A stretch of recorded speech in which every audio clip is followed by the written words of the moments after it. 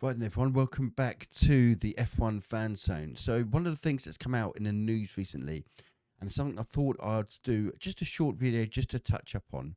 And for those who watch my live streams during the races, we had a lengthy discussion about this with me and the viewers on the first race of the season at Bahrain about Carlos Sainz and where his future may be going forward. Now, I said at the time I would not discount Red Bull.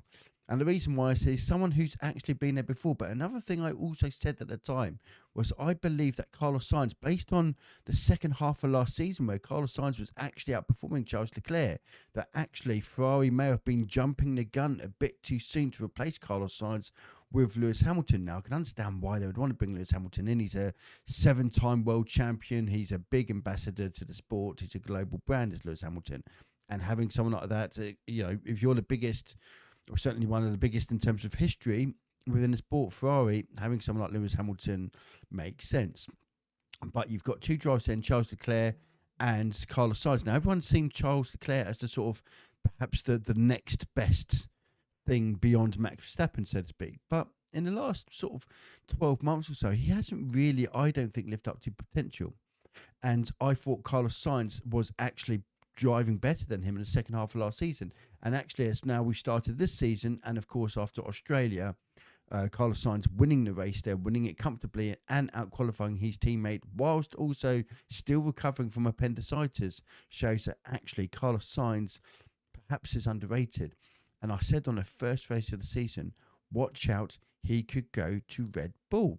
It would make sense, obviously, for a lot of people, I think. Well, multiple news outlets are now reporting Carlos Sainz, Red Bull return for F1 2025, not out of the question amidst Christian Horner. And of course, like I said, it makes sense. Why wouldn't it?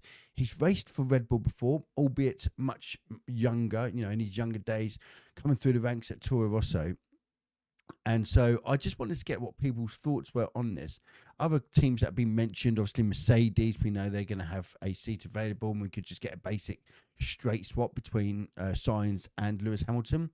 But also Verstappen now being linked with Mercedes. And we've got Perez. Don't forget Perez's seat. We don't know where Perez is going to go yet. Could be that Alonso leaves Aston Martin for Mercedes, for example, and that would free up a seat in Aston Martin and all sorts. So there's a lot of things that can happen over the course of the next few months in terms of driver lineups. But there's going to be, I think, definitely more of a shake-up. We've pretty much got the same grid this year as we had last year. I think next year the grid will look a little bit different. I could see 3, 4, 5 drivers at least all changing teams.